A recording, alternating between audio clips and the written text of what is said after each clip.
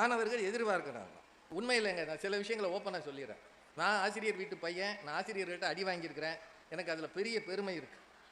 ஆனால் இன்றைக்கு ஆசிரியர் பணியில் இருக்கிற எல்லாருக்காகவும் உண்மையில் நான் வருத்தப்படுகிறேன். மிகவும் மோசமானது. இந்தியாவுக்கு பிரதமராக கூட இருந்துடலாம், ஒரு பள்ளிக்கூடத்துக்கு வாத்தியாராக இருக்கிறது ரொம்ப கஷ்டம். நான் உண்மையை பேசுகிறேன். ஏன்னா கரஸ்பாண்டன்ட் ஒன்று எதிர்பார்க்குறாரு, கல்வித்துறை ஒன்று எதிர்பார்க்குது, அப்பா அம்மா ஒன்று எதிர்பார்க்குறாங்க, இது அத்தனைக்கு மேலே யுவபாரதி ஒன்று எதிர்பார்க்குறாங்க. கொஞ்சம் கோபமா பேசினா எனக்கு மன உளைச்சலை உண்டாக்கி விட்டீர்கள். என்ன டீச்சர் என்ன சொல்லியிருக்காங்க? எருமை படி, இவ்வளவுதான் சொல்லியிருக்காங்க. இதை அவங்க ஒரு வேலை சொல்லியிருக்கலாம், பூனைக்குட்டி படின்னு சொல்லியிருக்கலாம். ஏன்னா எருமைனா மன உளைச்சல் வந்துடும் இல்லையா? பூனைக்குட்டி நீ படின்னு சொல்லியிருக்கலாம். எங்களையெல்லாம் காதை பிடிச்சி திருக்குனாங்கன்னா அந்த காது இந்த பக்கம் இருந்து இந்த பக்கம் வந்து ரத்தம் வந்திருக்கு. ஆனால் அந்த ஆசிரியர் மனசுல வன்மம் வைக்கல, அவரது செயலிலே கோபத்தை காட்டினாய் தவிர மனதில் காட்டவில்லை. அதனால் இன்றைக்கும் நாங்கள் அவரை நினைக்கிறோம். ஆசிரியர் பணி என்பது அப்படிப்பட்டது.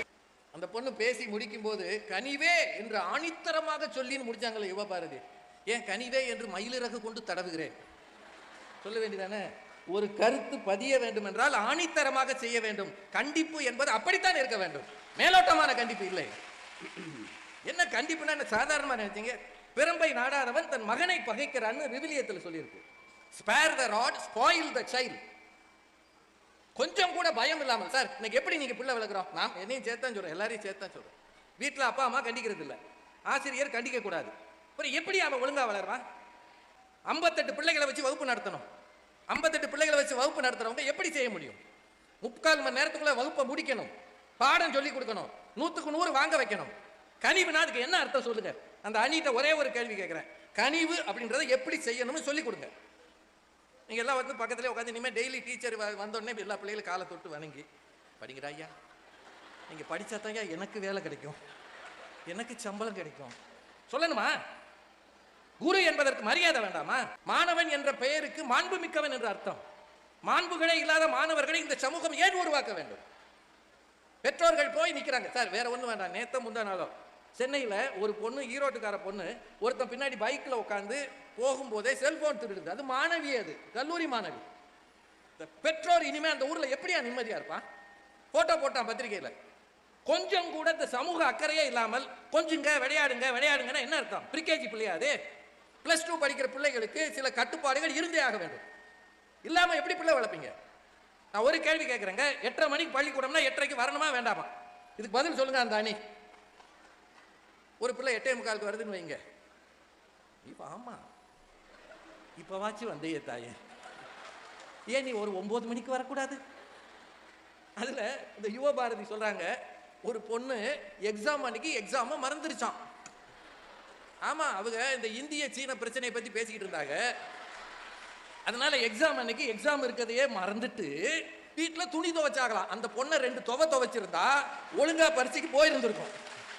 அவங்க சொல்றாங்க, எக்ஸாம் அன்னைக்கு எக்ஸாமை மறந்துட்டு அந்த பொண்ணு இருந்தாங்களாம். அது எவ்வளவு உண்மைன்னு நீங்களே தெரிஞ்சுக்கோங்க.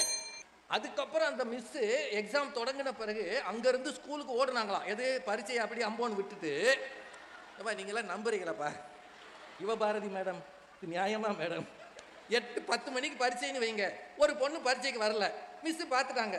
உடனே இன்னொரு பொண்ணு அங்கே மிஸ் போய் துவைச்சிக்கிட்டு இருந்த பொண்ணை ரெடி பண்ணி மேக்கப் பண்ணி கொண்டு வந்து அந்த பரீட்சையில் எழுத வச்சு, சார் ஒரு எக்ஸாம் தொடங்கி 1/2 மணி நேரத்துக்கு பிறகு யாருமே வர முடியாதா இல்லையா? நான் கேட்கறது உண்மையா இல்லையா? இந்த பொண்ணு சொல்லுது, நீங்களா கை தட்டுறீங்க, என்னையா கொடுமையா இருக்கு? உடனே அந்த பொண்ணு போய் பரீட்சை எழுதி 75 மார்க் வாங்கிருச்சான். அது மிஸ்ஸோட கனிவா இருக்கும்னு நினைக்கிறேன். என்னமோ நிறைய நடக்குது சார். ஒரு ஆறுன்னு இருந்தா கரை இருக்கணுமா இல்லையா? கரை இல்லாத ஆறு காட்டாறு மாதிரி போயிடும்ல, என்ன மாதிரி லாபம் இருக்குமா? தடுப்புன்னு ஒன்று இருக்க வேண்டாம்? ஏதாவது ஒரு தடுப்பு இருந்தே ஆகணும் பிள்ளைகள் வளரும் போது. ஒன்றும் இல்லாமல் இந்த 1-2 மட்டும் சொல்லிடுறேன். மகாத்மா காந்தி சபர்மதி ஆசிரமத்தில் ரொம்ப அவர் அவரை பற்றி உங்களுக்கு தெரியும், கனிவான மனிதர், அஹிம்சையை வலியுறுத்தியவர். அங்கே இருக்கிற ஒரு டீனேஜ் பையனை தொடர்ந்து தப்பு பண்ணிக்கிட்டு இருந்திருக்கிறான். இது காந்திஜியின் வரலாற்றில் இருக்கு, அவரே எழுதியிருக்கிறார். தொடர்ந்து தப்பு பண்ணவன அவர் பல முறை மன்னித்திருக்கிறார். இந்த யுவபாரதி சொன்ன மாதிரி கனிவாகவே கூப்பிட்டு, தம்பி நீ ஒழுங்காக இரு தம்பி, நான் தான் காந்திஜி உழவு சொல்லியிருக்கிறார். அவன் அடுத்த நாள் அதே தப்பு பண்ணியிருக்கான். ஒரு நாள் அவர் என்ன பண்ணியிருக்கிறாரு, அந்த காலத்துலலாம் அந்த ரூல் தடின்னு சொல்லுவாங்கல்ல, கோடு போடுறதுக்கு நாங்கள் படிக்கும் போதெல்லாம் இருந்தது. இப்படி நகர்த்தி கோடு போடுவாங்க, ரூல் தடின்னு அதுக்கு பேர். ஸ்கேல் மாதிரி இருக்கும். அது ஒன்றை எடுத்து அவன் மணிக்கட்டில் ஓங்கி அடிச்சாரான். காந்தி அடிச்சோன்னே அவன் அதிர்ச்சி ஆயிட்டான். ஆனால் காந்தி எழுதுகிறார், அடுத்த நாளில் இருந்து அவன் அந்த தவறை செய்யவில்லை. நான் அதுவரை கெஞ்சி பார்த்தேன், அப்போது திருந்தாத பிள்ளை ஒரே ஒரு அடியில் திருந்தினான் என்று மகாத்மா எழுதுகிறார். பிக் பாஸ்ல கூட ஜெயில் இருக்கு, இருக்கா இல்லையா? உள்ள போனா கஞ்சியும் களியும் கொடுக்குறாங்க. அப்படின்னா தண்டனை என்பது எல்லா இடங்களிலும் இருக்கிறது. தண்டனை என்ற விஷயம் இருப்பதால் தான் உலகம் ஓரளவு ஒழுங்காக இருக்கிறது. மாணவ பருவத்தில் கண்டிப்பு என்பது இல்லை என்றால் நிச்சயமாக சொல்லுகிறேன், எல்லா காலத்திலும் அது சரியாக இருக்காது. நாங்கள் கண்டிப்பால் கண்டிச்சிட்டு அந்த பிள்ளைகளுக்கு அன்பு காட்டணும்னு நாங்கள் நினைக்கிறோம். அவங்க கண்டிக்கவே வேண்டாம், கனிவா இருங்கன்னு அவங்க நினைக்கிறாங்க. எனக்கு என்னவோ என் வயசுக்கு கண்டிப்பா இருந்தால்தான் நல்லதுன்னு தோணுது. என்னை விட மிகப்பெரிய புத்திசாலிகள் அந்த அணியில் இருக்கிறாங்க. பாரதி மேடம், ஒரே ஒரு விஷயம் மட்டும் சொல்லிடுறேன். சமீபத்தில் நாங்கள் விமான பயணத்தில் வந்தோம். கொஞ்சம் விமானம் எடுக்க லேட் ஆயிடுச்சு. இதே மாதிரி வெப்பம் வேர்வையாக இருந்தது. தண்ணி கேட்டோம், கொஞ்சம் கூட அந்த ஏர் ஹோஸ்டஸ் கொடுக்கல. 3 தடவை 4 தடவை நடந்தாங்க, ஒன்றும் கொடுக்கல.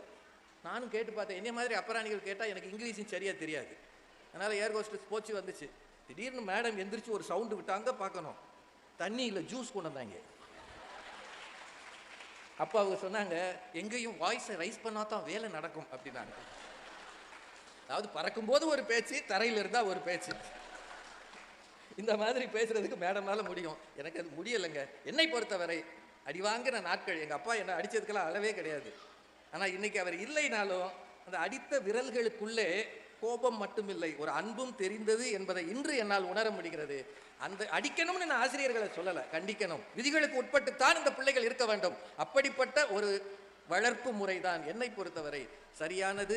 கண்டிப்பு தான் தேவை என்று சொல்லி பெருந்திரளாக வந்திருக்கிற உங்க எல்லாருக்கும் வாழ்த்து சொல்லி வணங்கி விடைபெறுகிறேன். நன்றி. வானத்தில் ஒரு பேச்சு, மண்ணில் ஒரு பேச்சு. வானத்தில் பறக்கிற போது வாய்ஸை ரைஸ் பண்ணால் தான் நம்ம வாழ முடியும்னு ஒரு வேதாந்தம் பேசியிருக்காங்க. ஒரு வேளை இப்போ என்ன செய்ய போகிறாங்களோ? வாங்கப்பா, வாங்க பாரதி பாஸ்கர்.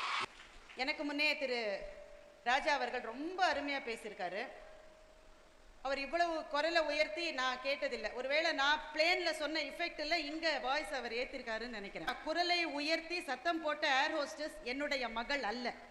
அவளை திருத்த வேண்டிய பொறுப்பும் என்னுடைய பொறுப்பு அல்ல. அந்த விமான பயணத்துக்கு பிறகு என் வாழ்க்கையில் ஒரு நாளும் நான் பார்த்திடவே போராத அந்த ஏர் ஹோஸ்டஸுக்கு நான் வாய்ஸை உயர்த்தலாம். ஆனால் என் வாழ்நாள் முழுவதும் என் ஆன்மாவின் ராகமாக இருக்கிற என்னுடைய பிள்ளைகளை நான் அப்படி செய்ய துணிவேன் என்றால் நான் ஒரு நல்ல தாயாக இருக்கவே முடியாது. சில பேர் ரொம்ப புத்திசாலித்தனமாக பேசிட்டதாவே நினைப்பாங்க. ஆனைக்கு அறோன்னா குதிரைக்கு குர்றமா?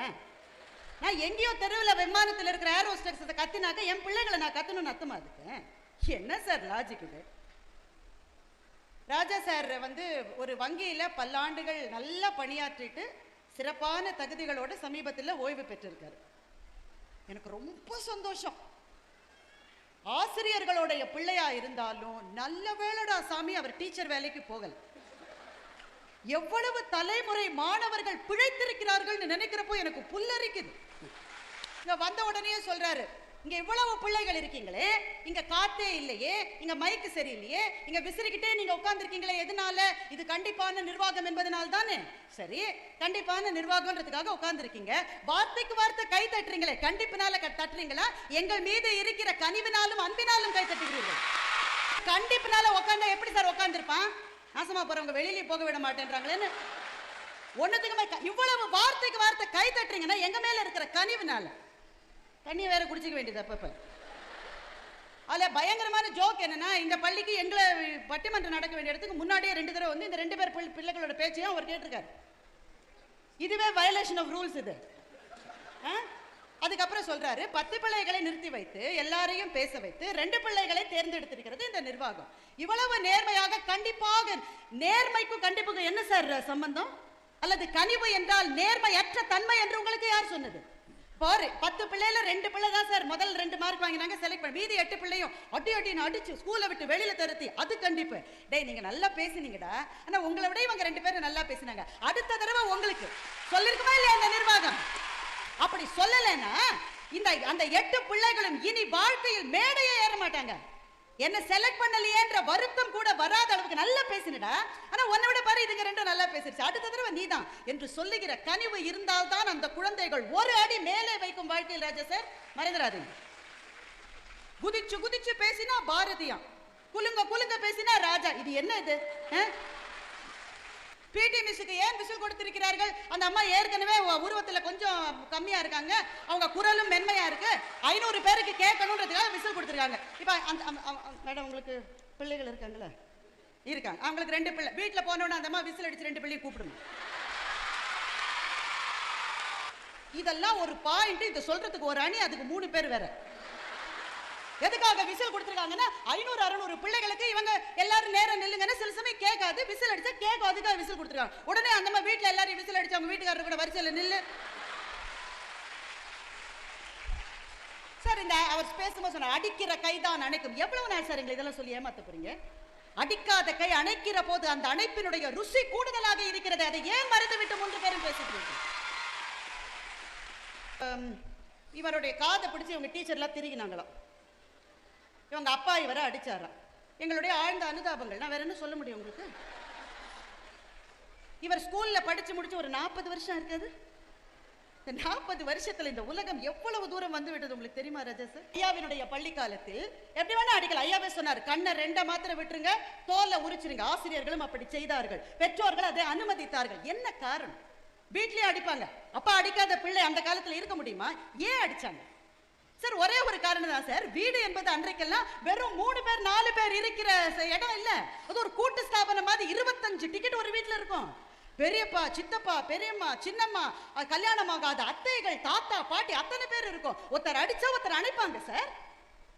ஒருத்தர் அப்பா அடிச்சாக்க பாட்டி கூட்டி நாசமா போறாரு. இவனே மார்க் 28 தான் வாங்கினா, இவன் உன்னை திட்டுறான் பாரு, சொல்றது ஒரு பாட்டி இருக்கும். அப்பா அடிச்ச வலியினுடைய அந்த வன்மை தெரியாது, அந்த வெம்மை தெரியாது. அணைப்பதற்கு ஒரு பாட்டி இருந்தால். இன்றைக்கு சூழல் அப்படி இல்லை. சூழல் ஏன் அப்படி இல்லைன்னு கேட்காதீங்க. காலம் மாறி விட்டது. வீடுகளில் ஒற்றை பிள்ளைகள் சார். அப்பா அம்மா மாத்திரம் தான் இருக்காங்க, உறவுக்காரர்கள் யாரும் பக்கத்திலே இல்ல. அந்த அப்பாவிடம் அடி வாங்கினால், அந்த அம்மாவிடம் அடி வாங்கினால் ஆறுதல் சொல்லுவதற்கு யாருமே இல்லாத இந்த பிள்ளைகளை அன்பினாலும் கனிவினாலும் மாத்திரம்தான் மாற்ற முடியும்னு நாங்க பேசின பெரிய பாயிண்ட் மாதிரி. கனிவே என்று ஆணித்தரமாக சொல்லுகிறேன்னு இந்த பாப்பா சொல்லிச்சான். இது ஒரு பிரச்சனையா சார்? கவிதா கூட தான் பேச ஆரம்பிக்கிற போது என்னுடைய வணக்கங்களை கனிவோடு தெரிவித்துக் கொள்கிறேன்னு சொன்னாங்க. அப்ப உங்க அணியில கனிவன் பேசலாமா? வார்த்தைகளை பிடிச்சிட்டு வவ்வால் மாதிரி தொங்காதீங்க. என்ன சொல்ல வரோன்றத முதல்ல பாருங்க. அதுக்கப்புறமா பிரம்பை நாடாதவன் தன் மகனை பகைக்கிறான் என்று விவிலியம் சொல்லுகிறது. Spare the rod and spoil the child. விவிலியம் இதை சொல்லுகிற. ஐயா இதை பற்றி நான் ஒரு நிமிஷம் சொல்றேன். தவறா இருந்தா நான் திருத்திக்கிறேன் ஐயா. நான் விவிலியத்தை ரொம்ப விரிவா படித்தவள் அல்ல. ஒருவேளை நான் சொல்ல தவறா இருந்தா நீங்க திருத்தலாம் ஐயா. 2 கேள்வி எனக்கு. ஒன்று, spare the rod and spoil the child என்று சொன்னது பழைய ஏற்பாட்டில் இருக்கிறதா புதிய ஏற்பாட்டில் இருக்கிறது? ஓல்ட் டெஸ்டமெண்ட்ல இருக்கா நியூ டெஸ்டமெண்ட்ல இருக்கா? பழைய ஏற்பாட்டில். பழைய ஏற்பாடுல இருக்கு. பழைய ஏற்பாடில் இருக்கிற அது ஒன்று இருக்கிற போது புதிய ஏற்பாடு ஒன்று ஏன் வந்தது? காலங்கள் மாறுகிற போது கொள்கைகள் கோட்பாடுகள் மாறும் என்பதனால் தான் பழையது ஒன்று இருக்கிற போதே புதியது ஒன்று வந்தது. நான் 2வது கேட்கிறேன். இதை பற்றி நான் படித்தேன். Spare the rod and spoil the child நிஜமாவே விவிலியத்தில் சொல்லியிருக்காங்க. ஹீப்ரூ மொழியில் ராட் என்பதற்கான அந்த வேர்ச்சொல் என்ன? ராட் பெரம்பு தானே நம்ம சொல்றோம், பிரம்புன்னு சொல்றோம். அத ராட்னு ஆங்கிலத்தில் சொல்றோம். ஒரிஜினலா விவிலியம் என்ன சொல்றது? அது என்ன மொழியில இருந்திருக்கும்? ஹீப்ரூ மொழியில. ஹீப்ரூ மொழியில ஷபத் என்று அது சொல்லுகிறார். ஷபத் என்பதற்கு பிரம்பு என்றும் பொருள் அல்ல, ராட் என்றும் பொருள் அல்ல. ஆடு மேய்க்கிறவன் உபயோகிக்கிற துரட்டி என்று பொருள். ஆடு மேய்க்கிறவன் உபயோகிக்கிற துரட்டியை மேய்ப்பாளன் ஆடுகளை அடிப்பதற்கு பயன்படுத்துவானா அல்லது இலைகளை பறித்து போடுவதற்கு பயன்படுத்துவானா? சார், மேய்ப்பன் எந்த ஆடு மந்தையிலிருந்து தப்பி போகிறதோ அந்த ஆட்டை ஒரு நாளும் அடிக்க மாட்டான். வழி தப்பி போகிற ஆட்டை தான் மேய்ப்பன் தன்னுடைய மடியிலும் கையிலும் தூக்கி சுமப்பானே தவிர வழி தப்பி போகிற ஆடுகளை ஆடு மேய்க்கிறவன் ஒரு நாளும் அடித்ததாக வரலாறு கிடையாது. தவறே செஞ்சிருந்தா கூட அந்த பிள்ளைகளுக்கு தான் நீங்க அதிக கருணையும் கனிவும் கொடுக்கணுமே தவிர அவர்களை அடித்தால் அந்த மனசிலே இருக்கிற கசப்பு தட்டி போய் இந்த சமூகத்தை வெறுக்க ஆரம்பித்து விட மாட்டார்களா? அவங்க என்ன பேசுறீங்க நீங்க? இவர் சொல்றாரு இப்ப ராஜா சார், கனிவு என்றால் என்னவென்று நீங்கள் சொல்ல வேண்டும். இதை கேட்கறதே இவ்வளவு கனிவு இல்லாம நீங்க கேட்கறீங்களே. கனிவு என்றால் என்னவென்று நீங்கள் சொல்ல வேண்டும் என்றால் சொல்லிக் கொடுத்து வருவதா கனிவு? அது பிள்ளைகளை பார்க்கிற போது நெஞ்சத்திலிருந்து பீரிடுகிற இயற்கையான உணர்வு இல்லையா? அது எங்க மகாகவி பாரதி தன்னுடைய பொம்பளை பிள்ளைய பார்த்து பாடுறான். சற்று உன் முகம் சிவந்தால் மனது சஞ்சலமாகுதடி, நெற்றி சுருங்க கண்டால் நெஞ்சு பதறுதடி, உன் கண்ணில் நீர் வழிந்தால் என் நெஞ்சில் உதிரம் கொட்டுதடி, என் கண்ணில் பாவையென்றோ கண்ணம்மா என் உயிர் நின்னதென்றோ. இப்படித்தானே சார் ஒவ்வொரு தகப்பனும் பெண்ணை வளர்க்கணும். பெண் குழந்தைய கனிவு என்றால் என்னன்னா மகாகவி பாரதியை படிங்க, உங்களுக்கு தெரியும் கனிவு என்றால் என்ன என்று. சில பிள்ளைகள் ஏன் அப்படி ரவுடித்தனம் பண்றாங்க? அவங்களுக்கு உளச்சிக்கல் இருக்கும், வீட்டுல பிரச்சனை இருக்கும், ஜாதிய ரீதியா பிரச்சனை இருக்கும், பொருளாதார ரீதியா பிரச்சனை இருக்கும், லேர்னிங் டிஃபிகல்டிஸ் இருக்கும். இவங்க ஏன் இப்படி இருக்காங்கன்னு அந்த ஆசிரியை ஒரு அடி எடுத்து வைத்தால் அந்த மாணவன் 10 அடி எடுத்து வைப்பான். இதுதான் சரித்திரம், இதுதான் வாழ்க்கை. மறந்துடாதீங்க. நான் வேகமா சொல்லி முடிச்சிடுறேன். பிக் பாஸ்ல கூட ஜெயில் இருக்கு. பிக் பாஸ் பெரிய புனித தலம், அது ஒரு உதாரணமா நம்ம கடைபிடிக்கிறதுக்கு. அப்ப அந்த பாப்பா சொல்லிச்சு, ஒரு பிள்ளை எக்ஸாம் எடுக்கிறத மறந்துருச்சு. சரி மறந்துருச்சு, ரொம்ப தப்புங்க, ஆனா மறந்துருச்சு. இந்த ஆசிரியை எப்படி போய் அழைத்து மேக்கப் போட்டு அதுக்குள்ள கூட்டிடணும். ஏங்க பரீட்சையை மறந்த பொண்ணு மேக்கப் போட்டுட்டா ஓடி வருவா? உயிரை கையில பிடிச்சிட்டு ஓடி வருவா? எதுக்கு மேக்கப் போட்டுட்டுன்னு சொன்னீங்க நீங்க? உங்களுக்கு என்ன பெண்களை பத்தி அப்படி ஒரு எண்ணம்? மறந்து போன பரீட்சைக்கு வர்ற போது கூட மேக்கப் போட்டுட்டு வர அளவு நாங்க என்ன லூசா? ஏன் செய்ய முடியாது? இந்த ஸ்கூல்ல நான் கேட்கிறேன், 12th ஸ்டாண்டர்ட் எக்ஸாம் 10 மணிக்கு எக்ஸாம் ஆரம்பமான பிள்ளைகள் எத்தனை மணிக்கு வர சொல்லுவீங்க? 8 மணிக்கு. 8 மணில இருந்து அந்த டீச்சர் பாக்குது, 8:30க்குள்ள அட்டெண்டன்ஸ் எடுத்து முடிச்சிருவீங்க. கரெக்டா? 8:30க்குள்ள அட்டெண்டன்ஸ் எடுத்து முடிச்சிருவீங்க. 9 மணி மட்டும் பாக்குது, இன்னும் வரல. சரி என்னவோ பிரச்சனை, நான் வீட்டுக்கு போய் கூட்டிட்டு வரேன். கூட்டிட்டு 10 மணிக்குள்ள வந்துட முடியாது? எனக்கு நேரம் இல்லைங்க. கவிதா பேசின கவிதா வந்து எனக்கு ரொம்ப பிடிக்குங்க. கவிதா என் உயிர் தோழி. அவங்க கவிதாவுடைய பொண்ணு வந்து +2 படிக்குது. அந்த பெண்ணா விரும்பி சயின்ஸ் குரூப் எடுத்திருக்கு. கவிதா கவலைனா கவலை. பாப்பா வந்து அதே விரும்பி சயின்ஸ் குரூப் எடுத்திருக்கு. ஈஸியா கொஞ்சம் வேற ஏதாவது குரூப் எடுத்திருக்கலாம். அது சொன்னாலும் கேட்காம கஷ்டப்படுது. அவங்க வீட்டு பாப்பா மாத்திரம் கஷ்டப்படுதுன்னு கண்ணீர் விடுவாங்களாம். பப்புமா குட்டிமான்னு கொஞ்சுவாங்களாம். மற்றவங்களாம் அவங்க அப்படி போட்டு அடி அடி நடிக்கணுமா? என்னம்மா நியாயம் இது? நான் ஒரே ஒரு விஷயத்தை சொல்லி முடிச்சிடுறேன். நேற்றைய வீடுகளில், நேற்றைய பள்ளிகளில் அடி என்பதும் தண்டனை என்பதும் ஒருவேளை பிள்ளைகளுக்கு சமாளித்துக் கொள்ளக்கூடியதாக இருந்தது. ஏனென்றால் நேற்றைய மாணவர்களுக்கு இன்றைய மாணவர்களை போன்ற அழுத்தங்கள் இருந்ததில்லை. மார்க் வாங்கணும், +2 முடிச்சதுக்கு பிறகு என்ஜினியரிங் என்ட்ரன்ஸ் போறதுக்காக 7ஆம் கிளாஸ்ல இருந்து கோச்சிங் கிளாஸுக்கு போகணும், நீட் தேர்வு என்கின்ற பெரிய பிரச்சனைகள் எல்லாம் இருந்ததா நேற்றைய மாணவர்களுக்கு? இன்றைய மாணவர்களுடைய வாழ்க்கை ஏற்கனவே அழுத்தம் நிறைந்தது. உங்கள் வாயிலிருந்து வருகிற ஒவ்வொரு அன்பு சொல்லையும் ஏணி போல பற்றி கொண்டு ஏறி போக என் கண்மணிகள் காத்திருக்கிற போது கண்டிப்பை கைவிட்டு விடுங்கள் என்று சொல்லி நல்ல வாய்ப்புக்கு நன்றி சொல்லி முடிக்கிறேன். வணக்கம்.